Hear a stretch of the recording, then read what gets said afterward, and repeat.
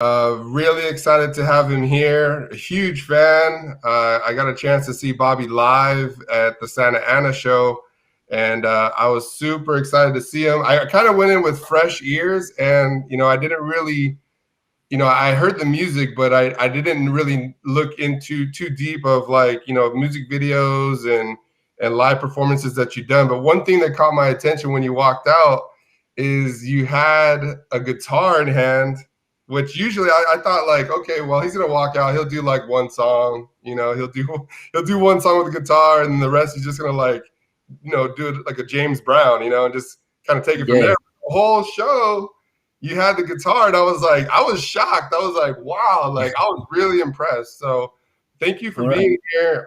Thank you for doing this. Thank you for having me.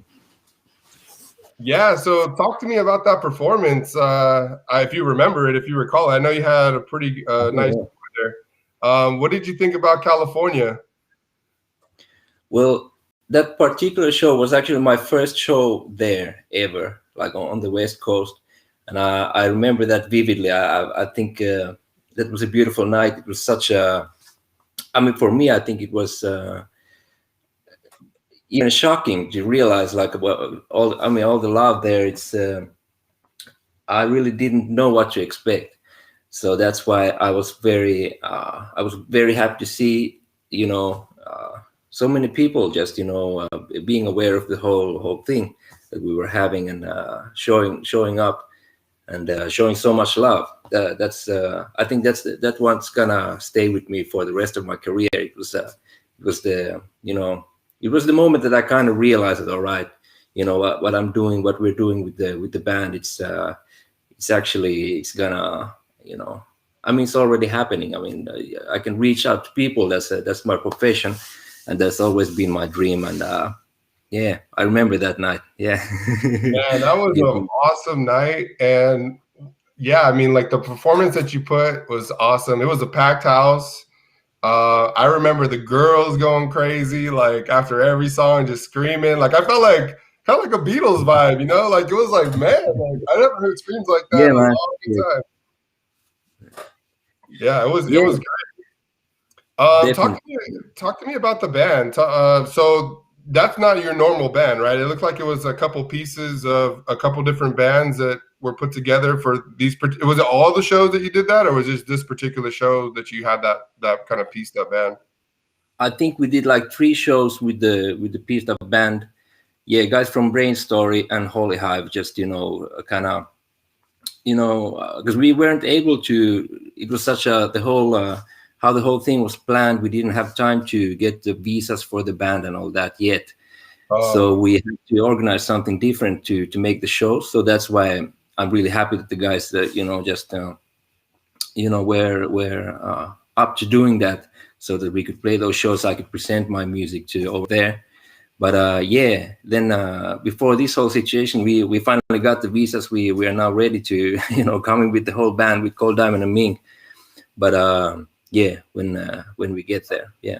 Yeah, and I liked it though, because you did have like some piano, some organ playing, and it kind of really filled in a lot of the songs. I've seen other live performances, and just the band straightforward, right? There's really not much piano, I don't think, with the live I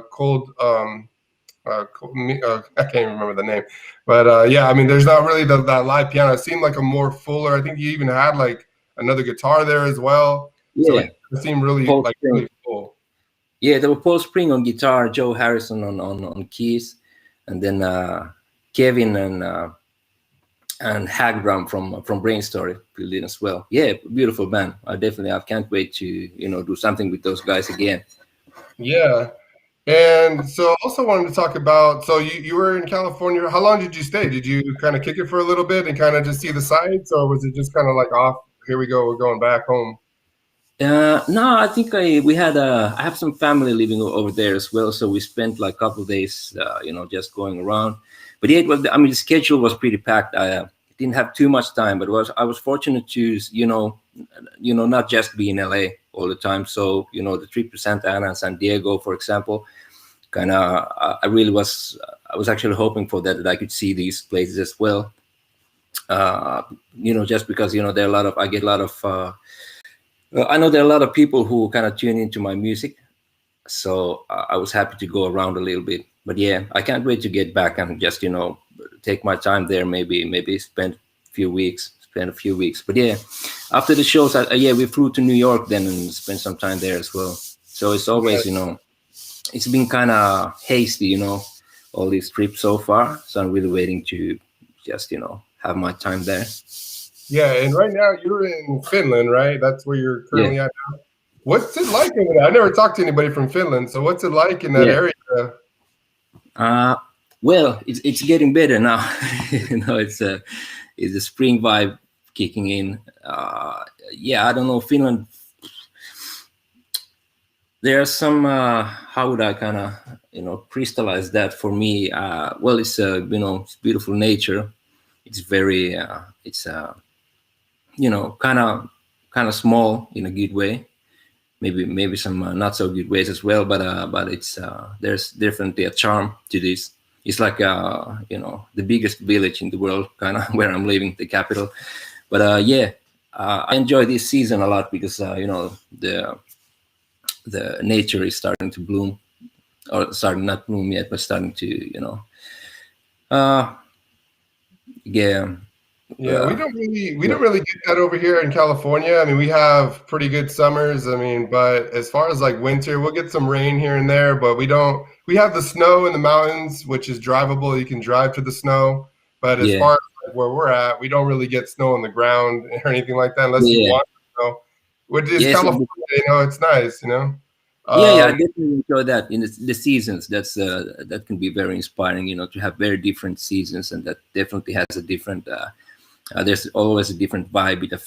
Even your brain chemistry kind of changes when, definitely when the dark season kicks in real bad. So it's yeah, we have to take vitamin D supplements to keep our neurochemistry somehow in line. So yeah, I also want to talk about the first time that I seen your videos. Now, what kind of surprised me about this is that you actually are behind the scenes as far as like the director and coming up with the concepts for some of these videos. Can you talk yeah. about that? Like, is this something that is a hobby of yours, or just something that you just love to do?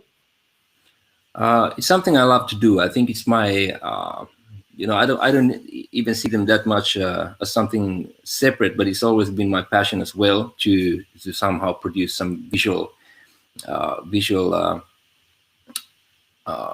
you know, scenes to go along with the music.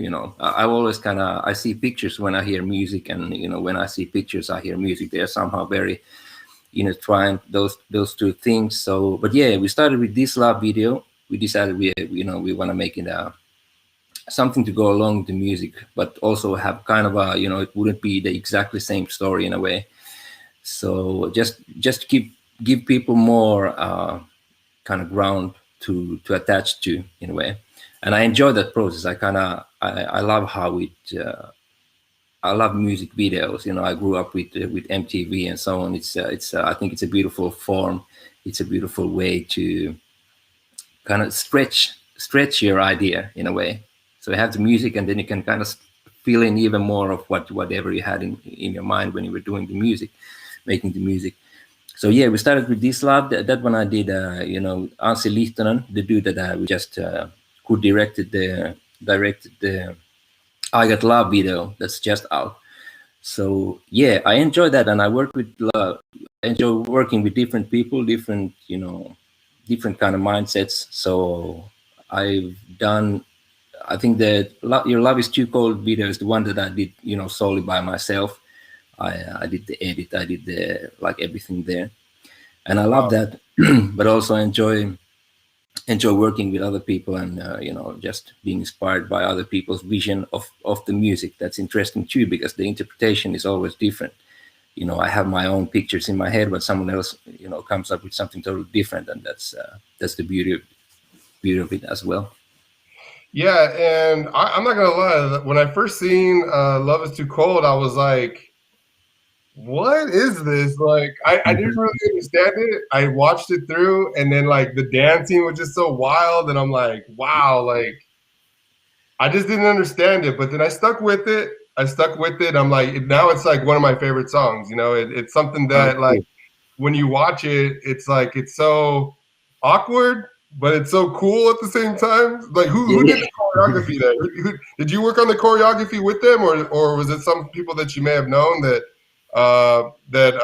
you know put that together? No, we actually worked the choreography with the actors themselves. The casting played a crucial part on the whole on that whole case. I just I'm fortunate to have these people around me, you know, actors and dancers. So you know, they just, you know, these two, three people, kind of four people altogether. I mean, like everybody, just, you know, everything fell into their place perfectly. I knew that these people could, if I just give them the right, you know, kind of environment, you know, do whatever they feel like doing, then it's gonna happen. So there's a lot of you know, trust in that kind of process. You just, you know, hire the right people and then create this time and space for things to happen.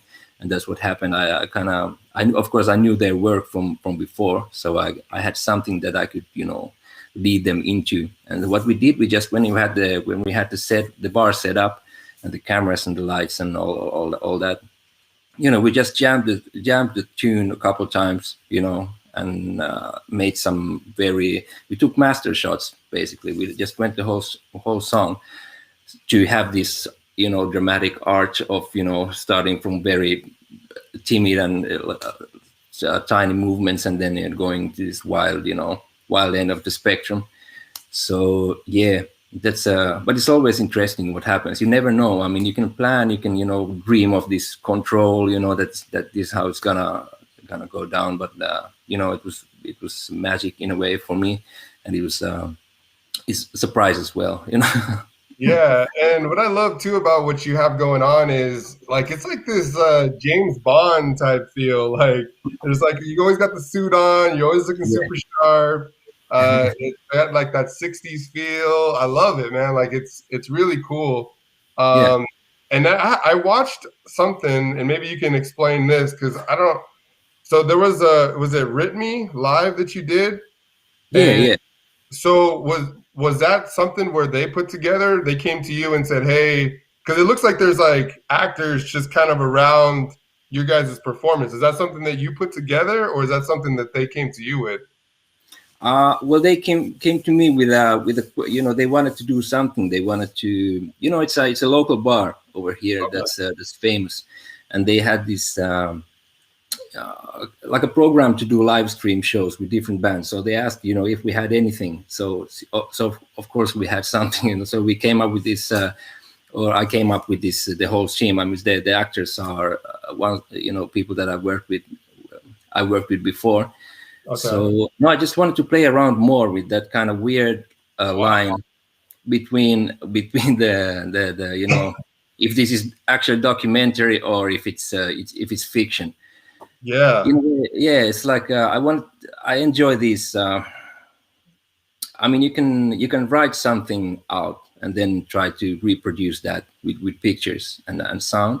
But what I enjoy personally is that you just, you know, create this weird space where things can happen, and then you kind of tune everybody into this weirdness, you know, and you know, and Wow. it has to be relaxed. It has to be somehow, people have to be open, and then you know, weird stuff just starts happening. So I wanted to you know, grab that, you know, with a very, you know, it's all very handheld. It's there's no, I tried to minimize the cinematic approach in a way. I wanted to just, you know, make it look like a documentary even of you know, Yeah. of Like weird you people have. showing up.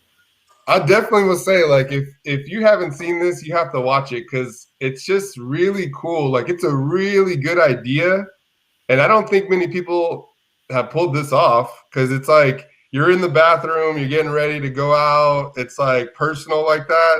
And then everyone else is just kind of like in that feel. But it's like the thing that I love about your stuff too, it's like everyone's just so nonchalant. Like everyone just so like straight faced, you know, like just it's Yeah, just like really cool how that works, you know, and you gotta watch that. So if you guys haven't seen that, again, it was like, is it Ritme? Is that how you yeah, say it? read Rip me Me live. Live Yeah, with yeah, Bobby Oroza. You got to see it because it's just like a yeah, really cool thing to watch. And the actors in there are really good. And just you don't, like you said, like you don't know if it's like just off the cuff or like what is this? Like it's just kind of weird in weird spaces, but it Yeah. definitely works, and I definitely enjoyed it. It's about a good 45 minutes or so. Yeah, it's like a whole. Yeah, the idea was to just have a. We could have just played a live show and then streamed that, but we wanted to do something different. Add something to it. So yeah, that's Yeah, the whole gig. Yeah, I'm trying to fix the audio a little bit on that, but yeah, I enjoyed that piece myself. Please go and check it out. I'm glad you yeah. like. Yeah, yeah, I love it. I love it. Yeah, you guys got to check that out. So, again, we're here with Bobby Oroza. I just want to wrap this up. We're going to do an interview here. Just like usual, it'll be 5 episodes. Again, just highlighting Bobby's, career and upbringing and kind of where he started from, just kind of his history here with the music. So, again, thank you guys all for tuning in, and we will see you soon.